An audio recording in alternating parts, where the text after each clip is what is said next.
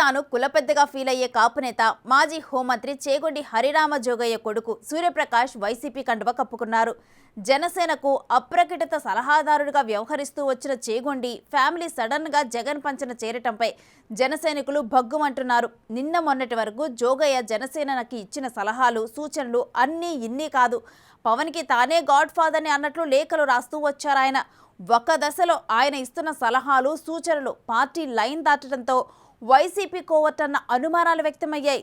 దాన్ని నిజం చేస్తూ ఆ పెద్దాయన కొడుకు వైసీపీలో చేరటంతో వారిని కాపు వర్గీయులు నమ్మే పరిస్థితి లేకుండా పోయిందన్న అభిప్రాయం వ్యక్తమవుతోంది.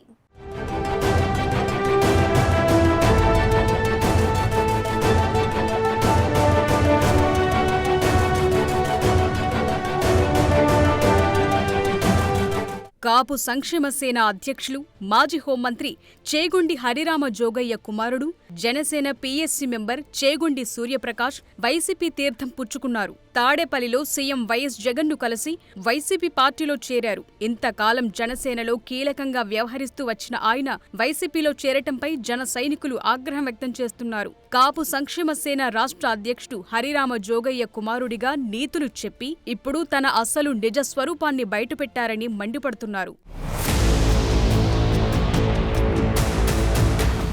నిన్న మొన్నటి వరకు మాజీ హోంమంత్రి హరిరామ జోగయ్య జనసేనకు అప్రకటిత ముఖ్య సలహాదారుగా వ్యవహరిస్తూ వచ్చారు. ఎవరూ అడగకుండానే సలహాలు సూచనలు ఇస్తూ బహిరంగ లేఖలు రాశారు. జనసేన ఒంటరిగా పోటీ చేయాలని, ఏ సీట్లలో పోటీ చేస్తే ప్రయోజనం ఉంటుందో సూచిస్తూ ఒక లేఖ, అసలు టీడీపీతో పొత్తే వద్దని, పొత్తు ఓకే అయ్యాక 60కి పైగా సీట్లు తీసుకోవాలని లెటర్స్ రిలీజ్ చేశారు. పవర్ షేరింగ్ లో భాగంగా సీఎం పదవి ఎంతకాలం తీసుకోవాలో కూడా సూచించారు ఆ పెద్దాయన. పొత్తులో ఏ సీట్లు తీసుకోవాలో, ఎవరిని ఎక్కడ నిలబెట్టాలో సలహాలిచ్చారు. ఆ లిస్టులో తన కుమారుడు సూర్యప్రకాష్ పేరుతో పాటు తనకు అనుకూలంగా ఉండేవారి పేర్లు కూడా పొందుపరచి వారికి ఎక్కడ టికెట్లివ్వాలో పేర్కొన్నారు. ఒక దశలో జనసేనపై తనకు సర్వ హక్కులు ఉన్నట్లు లేఖాస్త్రాలు సంధించారు.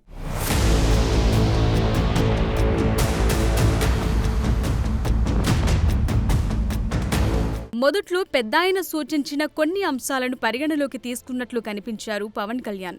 ఆ తరువాత జోగయ్య లేఖలు పార్టీకి నష్టం చేకూరే విధంగా ఉన్నాయని అనేక మంది తన దృష్టికి తీసుకురావటంతో ఆయన్ని పట్టించుకోవటం మానేశారు.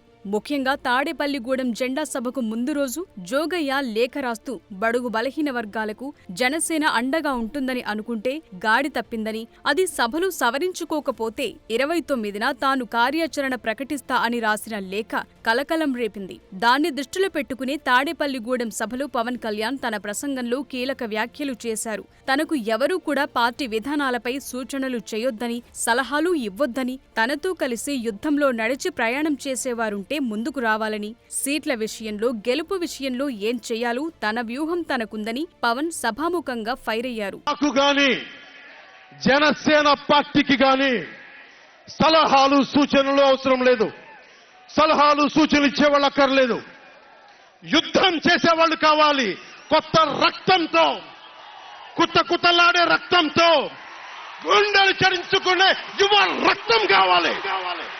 దాష్టికాన్ని నిలబడే యువకులు కావాలి. కత్తులు పట్టుకునే వీర మహిళలు కావాలి.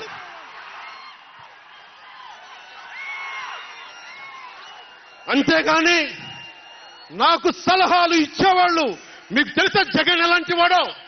సొంత బాబాయినే మర్డర్ చేయించిన వాడు, సొంత చెల్లినే గోడకేసి కొట్టినవాడు.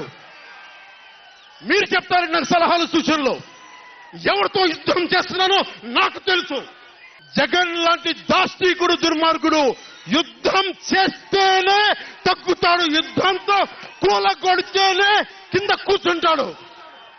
మర్చిపోకుండా సలహాలు సూచనిచ్చే వాళ్ళకి. తాడేపల్లిగూడెం ఉమ్మడి బహిరంగ సభలో పవన్ కళ్యాణ్ ఇచ్చిన రీటార్ట్తో స్పందించిన జోగయ్య మరో బహిరంగ లేఖ రాశారు. పార్టీ బాగు కోసం కొన్ని అంశాలు చెప్తున్నానని, స్వీకరించకపోతే మీ కర్మ అని నిర్వేదం వ్యక్తం చేశారు.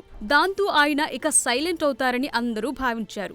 అయితే ఒక్కరోజు తేడాలో జగన్ కుమారుడు చేగొండి సూర్యప్రకాష్ వైసీపీలో చేరిపోవటం చూస్తే కాపు సామాజిక వర్గంలో రకరకాల అనుమానాలు వ్యక్తమవుతున్నాయట.